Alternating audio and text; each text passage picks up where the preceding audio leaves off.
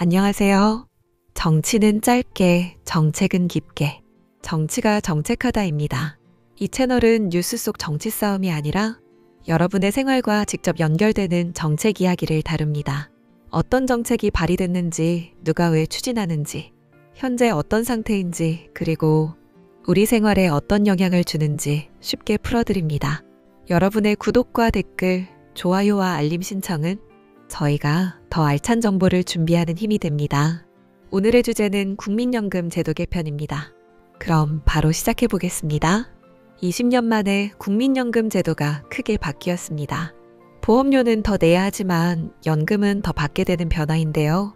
오늘은 한정혜 의원이 대표 발의하고 국회를 통과한 국민연금 개편안, 그리고 이 변화가 우리 생활에 어떤 영향을 주는지 살펴보겠습니다. 먼저 왜 이런 개편이 필요했을까요?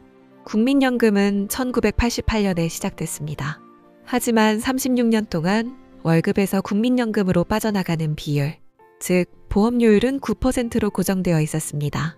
그 사이 한국은 초고령 사회로 접어들었죠. 연금을 받을 사람은 계속 늘어나는데 기금은 늘어나지 못하다 보니 이대로라면 고갈될 수 있다는 불안이 커졌습니다.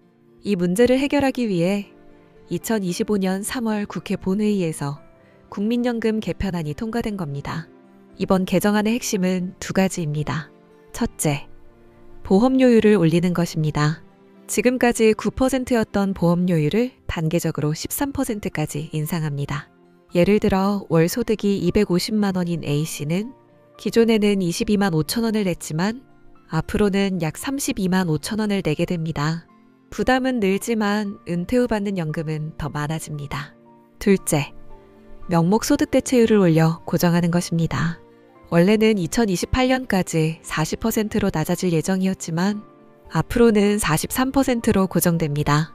명목 소득 대체율이란 현역 시절 소득 대비 연금으로 받는 비율을 말합니다.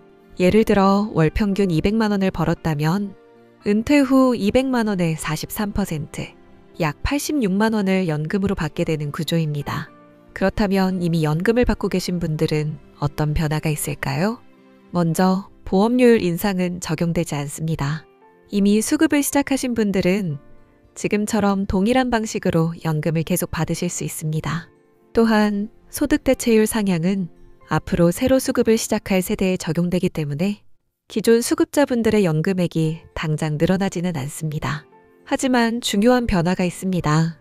바로 국민연금 지급을 국가가 책임진다는 내용이 법에 명문화되었다는 점입니다.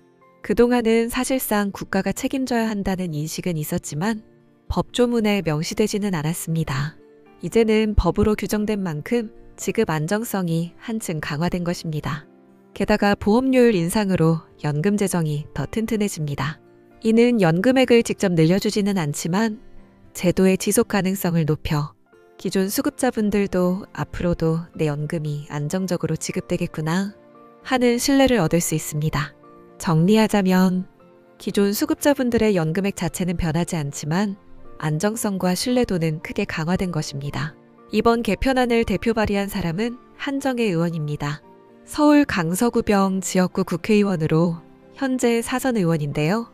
부산대에서 환경공학을 전공하고 영국 노팅엄대학교에서 산업공학 박사학위를 받았습니다.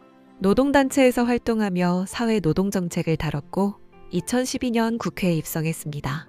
또 2021년에는 환경부 장관을 맡아 2022년 5월까지 재임하며 여야 모두에게서 정책 전문성과 안정적 리더십을 인정받았습니다. 이런 경험을 바탕으로 국민연금 개편과 같은 사회안전망 제도를 주도적으로 추진할 수 있었습니다. 마지막으로 정리해 보겠습니다. 시니어들에게 가장 중요한 것은 안정성과 수령액입니다. 이번 개편으로 보험료는 더 내지만 연금은 더 받고 지급 안정성도 법적으로 강화됐습니다. 혹시 내 국민연금은 몇 살부터 얼마를 받을 수 있을까?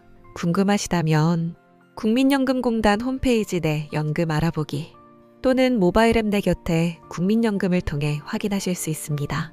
고객센터 1355로 전화해도 안내받을 수 있습니다.